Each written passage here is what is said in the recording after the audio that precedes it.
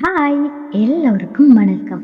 உன்னில் தொலைந்தேனடி கதையோட 38வது எபிசோட். கதை பிடிச்சிருந்தா மறக்காம லைக் பண்ணி கமெண்ட் பண்ணுங்க. என்னோட சேனலை சப்ஸ்கிரைப் பண்ணாம பார்க்குறவங்க அப்படியே சப்ஸ்கிரைப் பண்ணிட்டு இப்ப வாங்க கதைக்குள்ள போகலாம். சம்மதிப்பாளா? இவர்கள் சம்மதம் சொன்னாலும் இனியாவின் மனநிலை என்னவாக இருக்கும் என்ற சந்தேகமும் அவர்களுக்கு. வேறு வழியில்லை, அவருடன் தான் வாழ வேண்டும் என்ற சூழ்நிலையை விதி உருவாக்கிவிட்டது என்று நினைத்துவிட்டு இவர்கள் வெளியே வர அங்கு நடந்தது தெரிந்து காமாட்சி மற்றும் சித்தார்த் வந்துவிட, இனியாவோ இங்கு தன்னால் தான் இவ்வளவு பிரச்சனை, நான் தனியாக சென்றது எந்த அளவில் கொண்டு வந்து விட்டதே, எவ்வளவு தூரம் சொன்னார்கள் தனியே எங்கேயும் போகக்கூடாது என, இப்போது என் குடும்பமே எந்த அளவில் பாதிக்கப்பட்டு நிற்கிறார்கள் என அழுது கொண்டே அங்கு ஒரு கல்லாய் நின்றிருந்தாள்.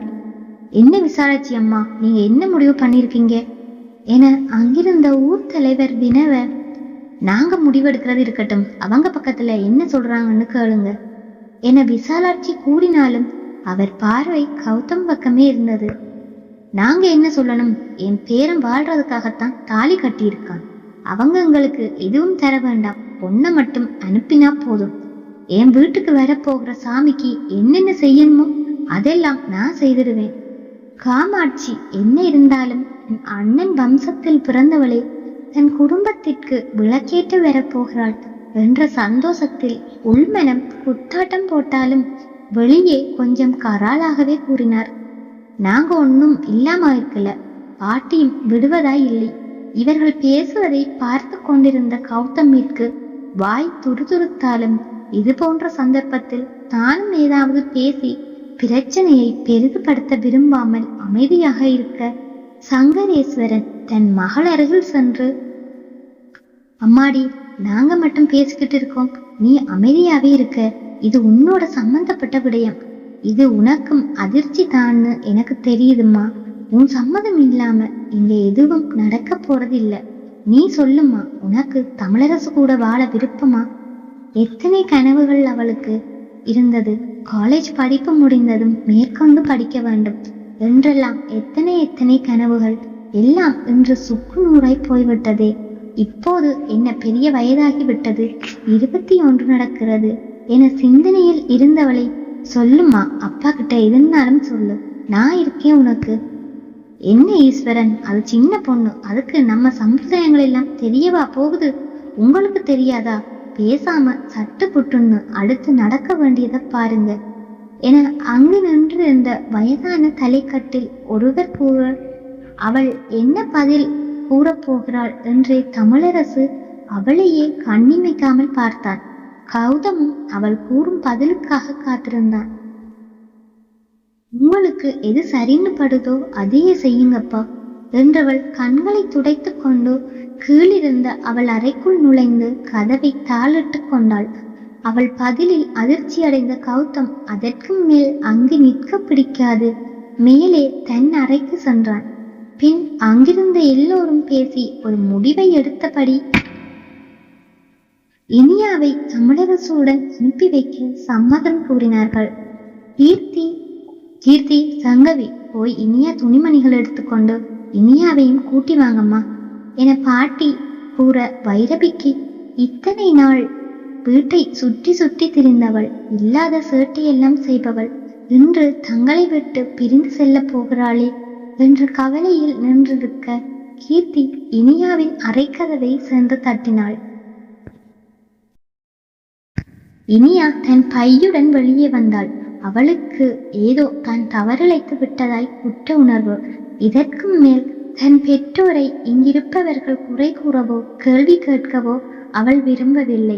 இதற்கெல்லாம் தீர்வு தான் தமிழரசுடன் செல்வதுதான் என நினைத்தவள் தானே தன் பையை எடுத்துக்கொண்டு வெளியே வந்திருந்தாள். அவளை கண்டதும் வைரபி ஓடிச் சென்று அவளை அணைத்து அழுது கொண்டே இருக்க, காமாட்சி அவள் அருகில் வந்து அவள் பையை வாங்கி கொண்டு வாம்மா என அவள் கைப்பிடித்து அழைத்து சென்றார். அங்கு நின்று இருந்த யாராலும் எதுவும் பேச முடியாது போனது. போ என்றும் கூற முடியாது, இங்கேயே இரு என்றும் கூற முடியாது, தவித்து போய் நின்றிருந்தனர். எப்படி இன்னொருவன் மனைவியை தங்களுடன் வைத்துக் கொள்ள முடியும் எத்தனை நாள் அப்படி இருக்க முடியும்? அது முறையில்லாத விடயமாச்சே. என்றோ ஒரு நாள் ஒருவனின் கைப்பிடித்து அனுப்பி வைக்கத்தான் வேண்டும். ஆனால் என்ன, இது எதிர்பாராத ஒன்று. இல்லையேல் கொஞ்சம் மனதை பழக்கப்படுத்தி இருக்கலாம். இப்போதும் ஒன்றும் ஆகிவிடவில்லை. எல்லாவற்றிற்கும் இருக்கின்றானே காலன், அவன் கூறாத விடையா இந்த உலகத்தில்? தமிழரசு அருகில் கூட அவள் செல்லவில்லை. காமாட்சியின் இழுப்பிற்கு ஏதோ ஜடம் போல் சென்று கொண்டிருந்தாள். அங்கிருந்த எல்லோரும் கலைந்து செல்ல தமிழரசுவும் சென்றான். அவன் பின்னாலே சென்ற இனியன், மச்சான், என் தங்கச்சிய பத்திரமா பார்த்துப்பீங்கல்ல என வினவ, தமிழரசு ஒரு ஓரமாய் இதழ் விரித்து சிரித்தபடி, இனி என்னத்தான் நான் கவனமா பார்த்துக்கணும் என கூற இனியனுக்கு புரிந்துவிட்டது. அவன் மனதிலும் ஒரு நிம்மதி. நல்லவனாக இருக்க போய்த்தான் தன் தங்கையை காப்பாற்றி இருக்கின்றான். நிச்சயம் அவளை நல்லபடியாக வைத்துக் கொள்ளுவான் என நினைத்தவன் தன் மொபைல் எண்ணை அவனிடம் கொடுத்துவிட்டு, ஏதாவது அவசரத்துக்கு உதவும் என்று விட்டு அங்கிருந்து உள்ளே சென்று விட்டான். இனியன் உள்ளே நுழைந்ததும் எல்லோரும் ஒவ்வொரு மூலையில் அமர்ந்திருந்தனர். அவர்களை பழைய நிலைக்கு கொண்டு வர முடியாது, ஆனால் முயற்சி செய்யலாம் என நினைத்தவன், பாட்டி, நாளைக்கு காலையில கோவிலுக்கு போகணும், நினைவிருக்கா? இப்படியே எல்லாரும் தூங்காம இருந்தா நாளைக்கு பொங்கல் வைக்க முடியாது, அப்புறம் சாமி குற்றமாகிடும். அவ்வளவுதான் என்னால சொல்ல முடியும் என்று கூறிவிட்டு அறைக்குள் செல்ல, கொஞ்ச நேரம் அங்கேயே இருந்தவர்கள் எவ்வளவு நேரம்தான் அங்கேயே இருக்க முடியும்? சத்தமது அறைக்குள் சென்று விட்டனர். இரவு தமிழரசுடன் சென்ற இனியா காமாட்சியுடனே உறங்கிவிட்டாள். திருமணம்தான் நேரம் காலம் பாராது நடந்துவிட்டது. மற்ற சடங்குகளை சரி நல்ல நேரம் பார்த்து தொடங்கலாம் என அவரே அவளை தன்னுடன் இருக்க சொல்லியிருந்தார். சாப்பிட வரும்படி அழைக்க தனக்கு பசிக்கவில்லை என கூறிவிட்டு படுத்து கொண்டாள். நடப்பது அனைத்தையும் பார்த்திருந்த தமிழ் அவளுடன் எதையும் பேசவில்லை. அவளை கொஞ்சம் தனியாக இருக்க விட வேண்டும், அதுவும் தன் கண்காணிப்பில் என அமைதியாயிருந்து விட்டான். எல்லோரும் எப்போது உறங்கினோம் என்று தெரியாது உறங்கி போக, காலையில் கதிரவன் வந்து தன் மெல்லிய கதிர்வீச்சை பூமிக்கு பரப்பி ஒளியை கொடுக்க கண் விழித்தார்கள் விசாலாட்சி குடும்பம்.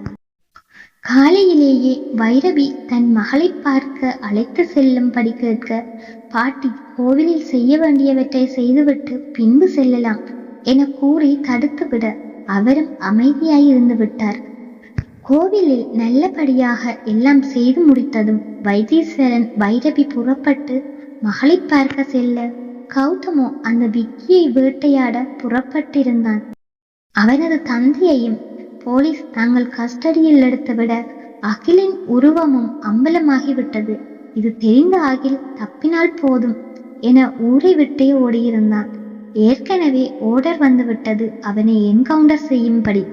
அதைத்தானே அவனும் எதிர்பார்த்தது. அவனை அழிப்பதற்கு வெறி கொண்டவங்கையாய் புறப்பட்டிருந்தான் கௌதம் சங்கர். கீர்த்தி, கௌதம் அண்ணா அங்க ஆளையே காணல, வீட்டுல யாருமே இல்லையா? அம்மா, அப்பா, பாட்டி எல்லாரும் எங்க போயிட்டாங்க என கேட்டுக்கொண்டே வந்தான் இனியன். பாட்டி வயிற்றுல பார்க்க போயிருக்காங்க, அத்தை மாமா இனியாவை பார்க்க போயிருக்காங்க, இவர் ஏதோ வேலை விஷயமா வெளியே போயிருக்காரு. சரி, சங்கவி எங்க ஆளையே காணல? அத முதல்லயே கேட்க வேண்டியது தானே. இத்தனை பேரை கேட்டுத்தான் உங்க பொண்டாட்டிய கேட்பீங்களோ? அன்னிக்கிட்ட அப்படி கேட்க முடியாதே, எல்லாம் ஒரு மரியாதை தான்.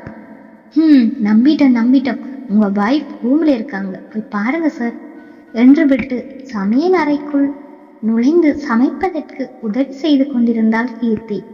மேலே சென்றவன் தன் ஹனியை தேட, அவளோ என்று அதிசயமாய் கோவிலுக்கு புடவையுடன் சென்று வந்து அதை கலட்டுவதற்கு படாத பாடுபட்டு கொண்டிருந்தாள். ஹே ஹனி, என்னாச்சு? என்னைய கூப்பிட வேண்டியது தானே. அவளோ ஜாக்கெட் கொக்கியை கலட்ட முடியாது தவித்து கொண்டிருக்க, அவள் பின்புறம் சென்று அணைத்தபடி இனியன் வினவ, அவளுக்கோ அவள் வெற்றி முதுகில் அவன் மீசை முடி குற்ற கூச்சத்தில் நெளிந்து கொண்டிருந்தாள். இனியா, கொஞ்சம் தள்ளி நில்லு, உன் மீச குத்துதடா. காலையில கீர்த்தி போட்டு விட்டா, ஆனா இப்போ கலட்டுறது பெரும்பாடா இருக்கு என கூறிக்கொண்டே அவள் நெளிய, அவள் முதுகில் தன் உதவுகளால் மெதுவாய் இதழ் பதித்தவன் அவனுக்கு எதிரியாயிருக்கும் ஜாக்கெட்டையும் கலட்டி எறிந்தான். அவளை அள்ளி எடுத்து கட்டிலில் போட்டவன் தன் உரிமையை நிலைநாட்டத் தொடங்கினான். பெண்ணவளும் அவன் தேவையை அறிந்து அவனிடம் தன்னை மொத்தமாய் ஒப்படைத்தாள். முதல் முறை தன் கன்னித்தன்மையை கரைக்கும் ஆண்மகனை அந்த வழியிலும் ரசித்தாள் பெண்ணவள்.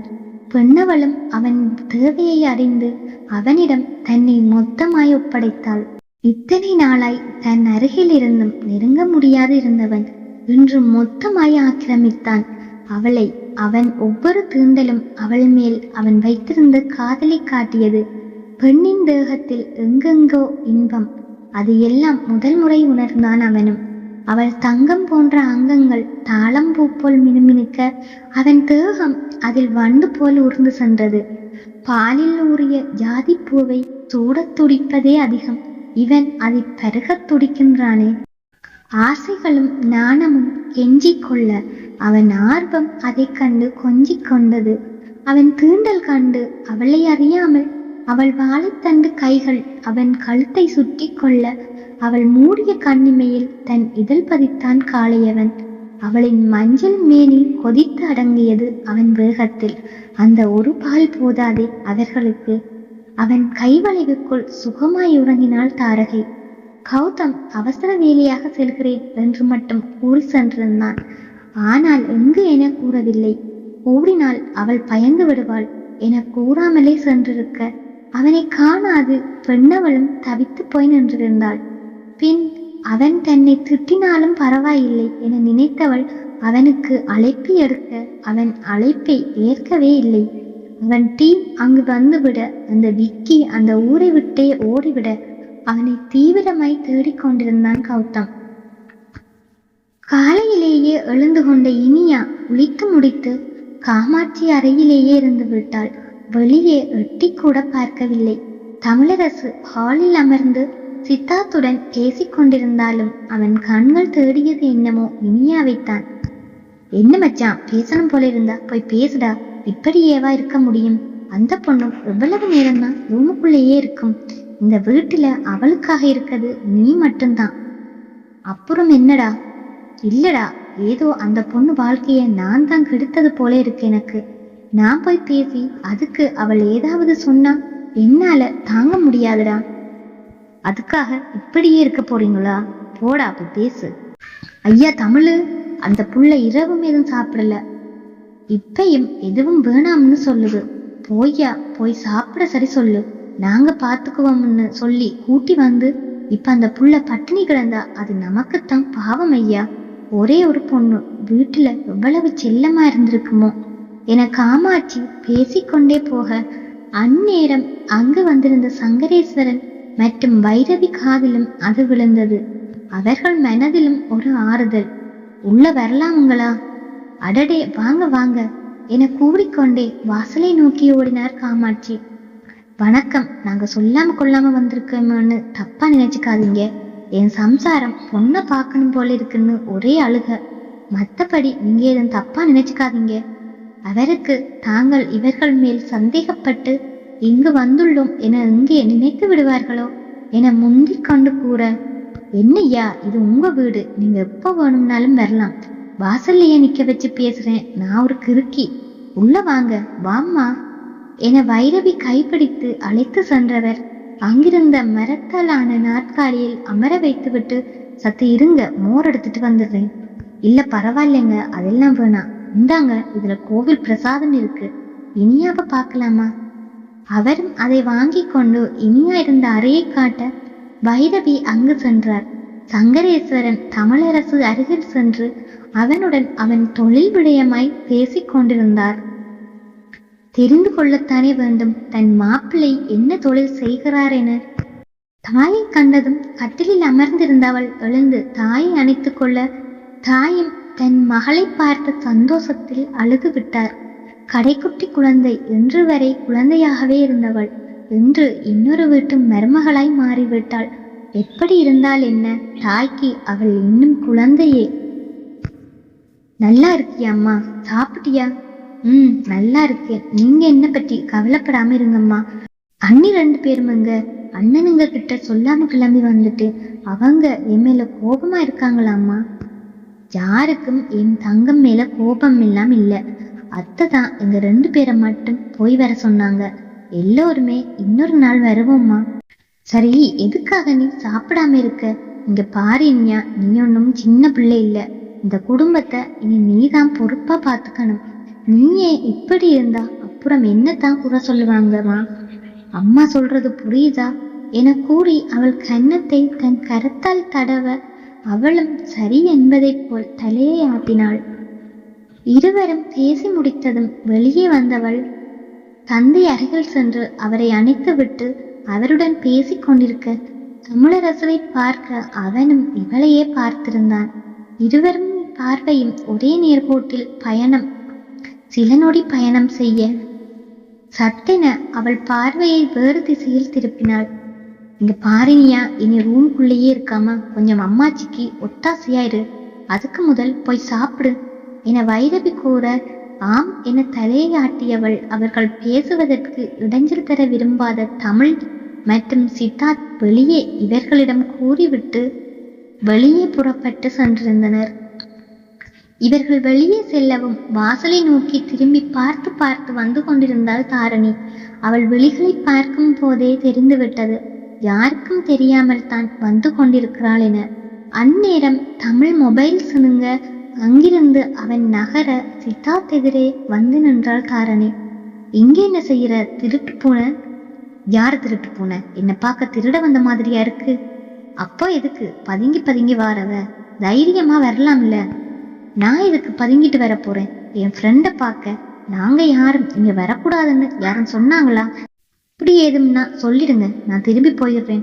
சும்மா போக மாட்டேன், என் ஃப்ரெண்டையும் அழைச்சிட்டு போயிடுவேன் என கோபமாய் தாரணி கூறினாலும் அவன் கண்களை விட்டு அவள் பார்வையை பிரிக்கவில்லை.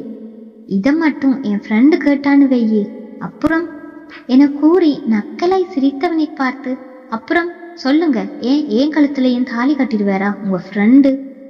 அதற்கு நான் விடுவேனா என சித்தார்த் முணுமுணுக்க. என்ன சொன்னீங்க இப்போ? ஹோ அதுவா, திருட்டு பூனை இப்போ சிக்க போகுதுன்னு சொன்னேன் என கூறியவன் வீட்டு வாசலை எட்டி பார்க்க. என்ன சொல்றீங்க? உள்ள யார் இருக்கா? உங்க அத்தை மாமா வந்திருக்காங்க, உள்ளதான் இருக்காங்க. இப்ப வந்துருவாங்க, அப்போ தெரியும் யாரு திருட்டு பூனைன்னு. அச்சோ, என்ன சொல்றாரு? ஏற்கனவே அக்கா அத்தை கிட்ட அனுமதி கேட்காம நீ அங்க போக கூடாதுன்னு சொன்னாங்க. இப்போ நான் இங்க வந்தது தெரிஞ்சா அப்புறம் என்னை பற்றி என்ன சொல்லுவாங்க? போச்சு, நல்லா மாட்டிக்கிட்டேனே, இப்போ என்ன செய்யற என தனக்குள் நினைத்தவள் பாவமாய் சித்தார்த் முகத்தை பார்க்க. என்ன இங்கேயே நிக்கிற? வா உள்ள போகலாம், நீதான் நல்ல பூனையாச்சே என கூறி லேசாய் அவன் இதழ் விரிக்க. இவனெல்லாம் பேசுற மாதிரி ஆகிருச்சே. சே, இரு உனக்கு இருக்கு என நினைத்தவள் வாசலை நோக்கி அவர்களின் குரல் கேட்கவும் அங்கு நின்றிருந்த சித்தார்த்தின் பின்புறமாக இருந்த சுவற்றின் பின் ஓடிச் சென்று ஒளிந்து கொண்டாள்.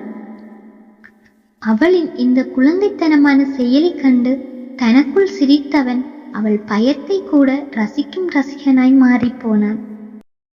சுவற்றில் ஒட்டி கொண்டு நின்றவள் முன் சென்று ஒரு நூலிடைவெளியில் நின்றான் சித்தார்த். ஆனால் அவள் பேசிய வார்த்தைகள் அவன் மனதை சுக்கு நூறாய் உடைத்திருந்தது. அப்படி என்ன பேசினாள் அவள்? அவன் மனநிலை இப்போது என்னவாக இருக்கும்?